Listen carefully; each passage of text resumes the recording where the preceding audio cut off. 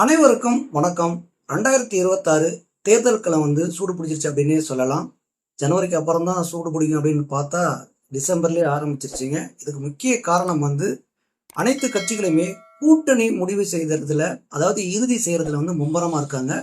தற்போது டிஎம்கே விட காங்கிரஸ் இணைஞ்சிரும், கூட்டணி முடிவாகிவிடும் அப்படின்னு நம்ம எதிர்பார்த்த சமயத்துல அங்கேயும் ஒரு குழப்ப நிலை நீடிச்சிருக்கு. அதாவது கடந்த ஒரு வாரத்திற்கு முன்பாக பேச்சுவார்த்தை நடைபெற்று, அதாவது ராகுல் காந்தியிடம் உதயநிதி ஸ்டாலின் அவர்களும் நேரடியாக பேச்சுவார்த்தை நடத்தி சமூக வலைதளங்கள்ல தமிழக வெற்றி கழகத்துடன் காங்கிரஸ் கூட்டணி வைக்க போகிறது உறுதி செய்யப்படுகிறது அப்படின்ற விஷயத்திற்கு முற்றுப்புள்ளி வைக்கணும் அப்படின்னு சொல்லிட்டு இவங்க பேச்சுவார்த்தை நடத்தி பாத்தீங்கன்னா நம்ம தோழமை கட்சியான காங்கிரஸுடன் தான் கூட்டணி வைக்க போறோம் அப்படின்னு சொல்லி டிஎம்கே சொன்னிச்சு. காங்கிரஸின் தமிழக தலைவர்கள் எல்லாம் சொன்னாங்க. இதுல மூத்த தலைவர்கள் அனைவருமே சொல்லிட்டாங்க. அதுக்கப்புறம் செங்கோட்டையன் தமிழக வெற்றி கழகத்தில் இணைஞ்சதுக்கு அப்புறம் 4 முனை போட்டி வரும் அப்படின்ற ஒரு எதிர்பார்ப்புல இருந்தது. ஆனால் தற்போது நடக்கும் சூழ்நிலையை பார்த்தா இங்க பல பிரச்சனை போயிட்டு இருக்குது கட்சிக்குள்ள. ஏன்னா டிமாண்ட் அதிகமாயிடுச்சு. ஏன்னா விஜய் அவர்கள் வருகை 2026 தேர்தல்ல சும்மா கபலீகரம் பண்ணுது அப்படின்னே சொல்லலாம். சும்மா கில்லி மாதிரி விளையாடுது அப்படின்னே சொல்லலாம். விஜய் ஸ்டைல்லே சொல்லலாம்னு வச்சுக்கலாம். ஏன்னா விஜய்க்கு ஆதரவு பெருகிட்டே இருக்கிறது. இதுல முக்கியமான காரணம் டிஎம்கேல என்ன நடக்குது அப்படின்றத நம்ம பார்த்துருவோம். அதாவது கடந்த 2 நாட்களுக்கு முன்னாடி அறிவாலயத்துல பாத்தீங்கன்னா டிஎம்கே சார்ந்த முக்கிய பிரமுகர்களுடன் காங்கிரசின் ஐவர் குழுவு கொண்ட அந்த ஐவர் அங்க பேசும் பொழுது முக்கியமா என்ன முன் வச்சாங்க காங்கிரஸ் அப்படின்னா 65 20 தொகுதிகள் ஒதுக்கப்பட வேண்டும் அப்படின்னு சொல்லி முன் வச்சிருக்காங்க. இதுல டிஎம்கேல பாத்தீங்கன்னா அவங்க நிர்ணயித்த அந்த ஐவர் குழு ஆடி போச்சுன்னே சொன்னாங்க. ஏன்னா பேஸ் மட்டுமே ஆடிச்சுன்னு சொல்றாங்க. ஏன்னு கேட்டீங்கன்னா இப்போ இதுக்கு முன்னாடி எலெக்ஷன்ல பாத்தீங்கன்னா 26 சீட் தாங்க கொடுத்துருக்காங்க. ஒரு 5 சீட்டோ 6 சீட்டோ கொடுத்துட்டு நம்ம கூட்டணி முடிச்சுக்கலாம் அப்படின்னு எதிர்பார்த்தா இங்க பாத்தீங்கன்னா டிமாண்ட் அதிகமா இருக்கிறது. அதாவது அவங்க பீகார்ல 65 தொகுதி அவங்க கேட்ட மாதிரியே காங்கிரஸ் கண்டிப்பாக இந்த தடவையும் டிஎம்கே கூட நம்ம அதிக தொகுதி தான் கேட்கணும். ஏன்னா தமிழகத்துல காங்கிரஸ்ன்ற ஒரு கட்சி இருக்குதா இல்லையானே தெரியல. இந்த தடவை நம்ம தக்க வச்சுக்கணும் அப்படின்னா, அதாவது 1967க்கு அப்புறம் தமிழ்நாட்டுல ஆட்சியை அமைக்கல. இந்த மாதிரி பாத்தீங்கன்னா கூட்டணி கூடயே பயணித்து அவங்க ஒதுக்கும் தொகுதிகள் எல்லாம் நம்ம பயன்படுத்திட்டு இருக்கோம். ஆரம்பத்துல 70 80 தொகுதி கொடுத்தவங்க தற்போது 26ல நிக்குது. இனிமே நம்ம காங்கிரஸை தமிழ்நாட்டுல தக்க வச்சுக்கணும், மக்களிடையே கொண்டு போய் சேர்க்கணும் அப்படின்னா கண்டிப்பா நம்ம அதிக தொகுதி தான் கேட்கணும் அப்படின்னு சொல்லிட்டு இவங்க 65 தொகுதியை கேட்டிருக்காங்க. ஆனால் டிஎம்கே தரப்புல இருந்து 40 தொகுதி கூட கொடுக்கறதுக்கு அவங்க உறுதியா இல்லைங்க. மேக்சிமம் போனா போயிட்டு போகுதுன்னு சொல்லி ஒரு 5-6 தொகுதி, அதாவது 30, அதிகபட்சம் 31 2 இப்படி 1 2 தான் அவங்க போடுற பிச்சையை மட்டும் வாங்கி கொள்ற நிலைமை தான் காங்கிரஸ்க்கு இருந்திருக்குது. இதை காங்கிரஸ் தமிழக அந்த ஐவர் குழு ராகுல் காந்திக்கு மேலிடத்துல இதை தெரியப்படுத்திருக்காங்க. தெரியப்படுத்தின உடனே அவங்க என்ன பண்ணியிருக்காங்கன்னா, இதுல இன்னொரு முக்கியமான விஷயம் இருக்கு. என்னன்னா ஆட்சியில பங்கு கேட்டிருக்காங்க. ஆட்சியில பங்கு டிஎம்கே கொடுக்குமா, எந்த அளவுக்கு அவங்க போயிட்டு இருக்காங்கன்னு தெரியும். தமிழ்நாட்டுல எந்த அளவுக்கு அதிகார பலத்துடன், அதாவது அவங்க அதிகாரம் தான் தமிழ்நாட்டுல ஜெயிச்சிட்டாங்க அப்படின்னா மக்கள் அதிகாரம்லாம் கிடையாது. இங்க அவங்க என்ன சொல்றாங்களோ, அவங்க என்ன கட்ட பஞ்சாயத்து நடத்துறாங்களோ அதுதான் நடக்கும். அதுதான் நடந்துகிட்டு இருக்குது. இந்த சமூக நீதி அதெல்லாம் சட்ட ஒழுங்கெல்லாம் எப்படி இருக்குன்னு நமக்கு நல்லாவே தெரியும். அப்போ இவங்க ஆட்சியில பங்கீடு கொடுத்தாங்கன்னா என்ன நடக்கும்ன்றது இவங்களுக்கும் தெரியும். அதனால ஆட்சியில பங்குக்கு கொடுக்கறதற்கு வாய்ப்பு இல்லை.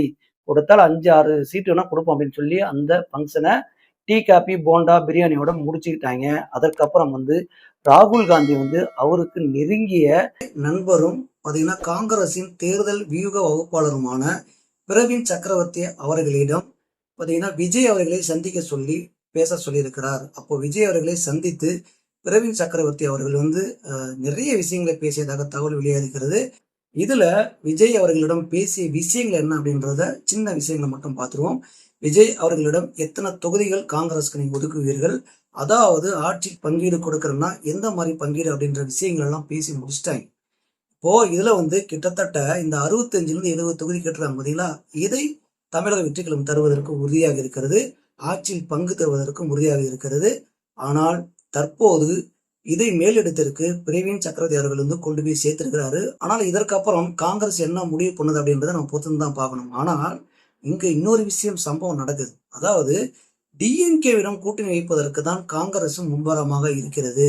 ஆனால் இவங்க கேட்ட தொகுதி தரல, ஆட்சியில பங்கீடு தராத போது விஜய் கிட்ட போனா திருப்பி வந்து யாரு முத்துவேல் கருணாநிதி ஸ்டாலின் அவர்கள் வந்து கூப்பிட்டு பேசுறதுக்கு வாய்ப்பு நிறைய இருக்கிறது. 65 தொகுதி தராட்டியும் 50 தொகுதியாவது கண்டிப்பா கிடைக்கும் அப்படின்ற ஒரு விஷயத்திற்காகவும், அதாவது ஆட்சியில பங்கிட்டு தராட்டியும் சில முக்கியமான விஷயங்களை நம்ம பேசி முடிச்சுக்கலாம் அப்படின்ற விஷயங்களும் பார்த்தீங்கன்னா கசிய ஆரம்பிச்சிருக்கு. அதற்காகவே விஜயை சந்திப்பதற்கான ஏற்பாடுகளை செய்திருப்பதாகவும் தகவல் வெளியாக இருக்கிறது. இதையும் நம்ம பொறுத்து தான் பார்க்கணும். அடுத்து வந்து பாத்தீங்கன்னா செங்கோட்டையன் அடுத்து நாஞ்சில் சம்பத் அவர்கள் வந்து தமிழக வெற்றி கழகத்துல இணைஞ்சிட்டார். இதுல வந்து அடிக்கடி அவர் கூறிக்கிட்டு வந்தாரு. பாத்தீங்கன்னா நாஞ்சில் சம்பத் அவர்கள் வந்து ஒரு கில்லாடியான மனுஷன், ஒரு நல்ல மனுஷன், நல்ல பேச்சாளர். பாத்தீங்கன்னா இவர் என்ன பண்ணாருன்னா, நீங்க தமிழக வெற்றி கழகத்துல இணைய போறீங்கன்றது கசியுது, நீங்களும் சில யூடியூப் சேனல் சொல்லியிருக்கீங்க அப்படிங்கும்போது நான் எங்க சொன்னேன் அப்படின்லாம் வந்து பயங்கர ஜோக் அடிச்சாரு. ஆனால் அவர் வந்து ஆரம்ப கட்டத்திலிருந்தே நானும் தொடர்பு கொண்டு அவர்கிட்ட பேசிட்டு இருக்கேன். நீங்க வந்து யாரு அவர் நம்பர் வச்சு தொடர்பு கொண்டு பேசினாலுமே பேசக்கூடிய ஒரு நல்ல மனிதர், உத்தம மனிதர் அப்படின்னே சொல்லலாம்.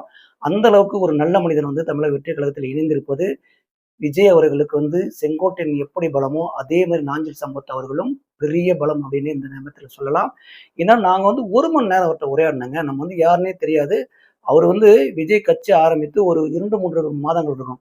அப்பயே நான் விஜய் கட்சியில தான் இணைய போறேன் அப்படின்னே சொன்னாரு. இதை பத்தி நம்ம பேசல. ஏன்னா அவரு வந்து மனசுல வச்சிருந்தாலுமே ஒரு டைம் வரும் நான் அறிவிப்பேன் அப்படின்னு சொன்னாரு. அந்த அறிவிப்பு தற்போது வெளியா இருக்கிறது.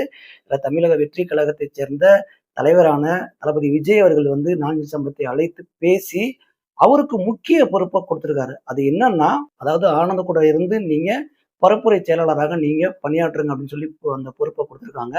இந்த பொறுப்பு நாஞ்சில் சம்பத் அவர்களுக்கு வந்து பார்த்தீங்கன்னா, சிறப்பான ஒரு பொறுப்புன்னே சொல்லலாம். ஏன்னா, ஒரு மைக்க புடிச்சாருன்னு வச்சுக்கங்களேன், சும்மா ஸ்பீக்கர்லாம் கிழியும். அந்த அளவுக்கு பேசுவார் அரசியல்.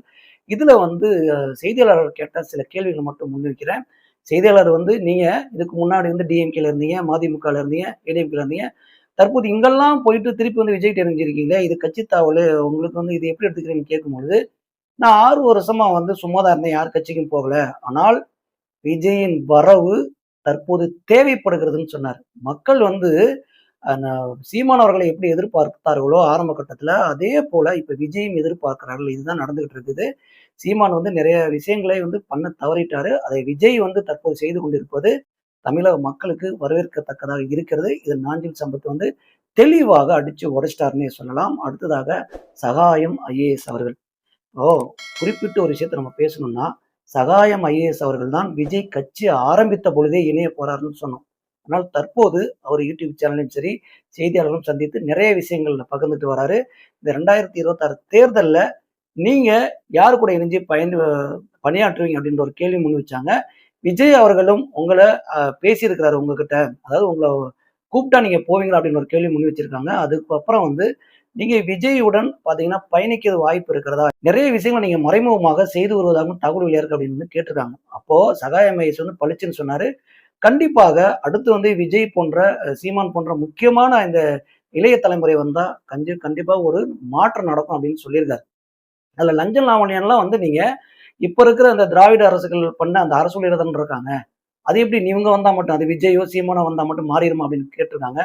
நான் அப்படித்தானே பயணிச்சேன். அவங்க கூட அந்த ஆட்சியில இருக்கும்போது சட்டம் என்ன சொல்லுது அப்படின்னு சொல்லிட்டு தான் நான் சிஎம் எதிர்த்து அப்படின்னு அந்த வார்த்தை மட்டும் தான் அங்க சொல்லல. ஆனால் சட்டத்துக்கு புறமா நடந்துக்கல. லஞ்சம் வாங்கக்கூடாது. லஞ்சம் இல்லாத ஒரு பணியை செய்ய வேண்டும். அதை உருவாக்க வேண்டும் அப்படின்னு தான் நான் பயணிச்சேன். அது கண்டிப்பாக இவங்க வந்தா நடக்கும் அப்படின்னே சொன்னாரு. விஜய் அழைத்தால் நீங்க சேருவீங்களான்னு சொன்னாரு. கண்டிப்பா சேருவேன் அப்படின்னு சொல்லியிருக்காரு. இப்போ விஜய் அடுத்து என்ன பண்ண போறாரு? சகாய மகேஷ் உள்ள வந்துட்டார்னாவே, செங்கோட்டையன், நாஞ்சில் சம்பத் போன்றவர்கள்லாம் வந்ததற்கு இரட்டிப்பு ஒரு பலம் அப்படின்னே சொல்லலாம் தமிழக வெற்றி கழகத்திற்கு. ஏன்னா, சகாயம் ஐஏஎஸ் அவர்கள் வந்து ஒரு ஐஏஎஸ் படித்துட்டு, இப்ப நம்ம வந்து பிஜேபி பிடிக்குதோ இல்லையோ பாசிச கட்சி ஓப்பனா சொல்லணும்னா, தமிழக வெற்றி கழகத்திற்கு ஒரு எதிரி கட்சின்னே வச்சுங்களேன். கொள்கை எதிரி கட்சின்னு அவர் சொல்லிட்டாரு. அப்போ கொள்கை எதிரி கட்சினாலுமே அங்க அண்ணாமலை வந்து எந்த அளவுக்கு அரசியல்ல வந்து புட்டு புட்டு வைக்கிறார், நிறைய விஷயங்கள பேசுறாரோ, அதற்கு டபுள் மடங்கு ஐஏஎஸ் ஆன சகாயம் ஐஏஎஸ் அவர்கள் வந்து பேசுவார். விஜய் கட்சியை வழி நடத்துவார். கண்டிப்பாக ஆலோசனைக்கு சிறந்த ஒரு ஆலோசகர் அப்படின்னே சொல்லலாம். கண்டிப்பாக ஐஏஎஸ் சகாயம் ஐஏஎஸ் அவர்கள் வந்து விஜய் கட்சியுடன் இணைய போகிறார். கண்டிப்பாக இணைந்து விடுவார் அப்படின்னு நம்ம எதிர்பார்ப்போம். ஏன்னா இது பேச்சுவார்த்தையில இருக்கிறது.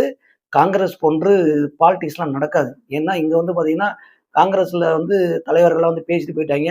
அடுத்து பாத்தீங்கன்னா டிஎம்கே டிமாண்ட் வைக்கிற ஒரு விஷயம்லாம் போகும்போது இங்க சகாயம் ஐஎஸ்எல்லாம் அப்படி பண்ணுவதற்கு வாய்ப்பு இல்லை.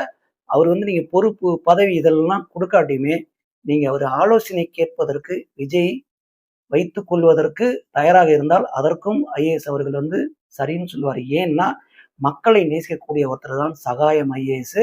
அத நம்ம கண்கூடா பார்த்தோம். இது 2 ஆட்சியிலுமே பார்த்தோம். அதாவது ஏடிஎம்கே ஆட்சியிலும், டிஎம்கே ஆட்சியிலும் பார்த்தோம். எந்த அளவுக்கு கிரைனட் ஊழல்ல இருந்து, மற்ற ஊழல்கள்ல இருந்து எல்லா அரசு அலுவலர்களையும், அதாவது காவல்துறையில ரொம்ப எதிர்த்து பார்த்தீங்கன்னா, குரல் கொடுத்த ஒரு மனிதர். அந்த மாரி மனிதர் தமிழக வெற்றி கழகத்தில் இணைந்தால் கண்டிப்பாக விஜய்க்கு பெரும் பலமாக இருக்கும். இந்த 2026 தேர்தல்ல விஜய் அவர்கள் வந்து அவர் கூட சேருபவர்களும் சரி, விஜய் அழைப்பவர்களும் சரி, பார்த்தீங்கன்னா ரொம்ப சிறப்பானவரா இருக்கிறாங்க. இது கண்டிப்பாக விஜய் 2026 தேர்தல்ல பெரும் ஒரு முத்திரை பதிப்பார் அப்படின்றதை நம்பலாம். அது மட்டும் இல்லாம ஏடிஎம்கேல இருக்கும் முக்கிய பிரமுகர்கள்லாம் சேர்ந்துட்டாங்க அப்படின்னா, விஜய் அவர்கள் வந்து எல்லாரும் சொல்வது போல எம்ஜிஆர் எப்படி கலைஞரிடம் பிரிந்து வந்து ஆட்சி அமைத்தாரோ, அது மாதிரி ஆட்சி அமைத்துருவாரா? இல்ல எதிர்க்கட்சி தலைவரா ஆகிடுவாரா? அப்படின்னு சொல்லிட்டு நிறைய பேரும் இந்த சமயத்துல பயப்படவும் ஆரம்பிச்சுட்டாங்க.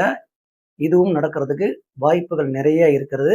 பொறுத்திருந்து பார்ப்போம். இந்த மாதிரி தமிழ்நாட்டின் உலகத்தில் நடக்கும் அனைத்து விஷயங்களும் தொடர்ந்து அலசுவோம், தொடர்ந்து பேசுவோம். தொடர்ந்து தமிழ் தேசிய குரல் இணைந்திருங்கள். தமிழ் தேசிய குரல் மகேஷின் அன்பு வணக்கம்.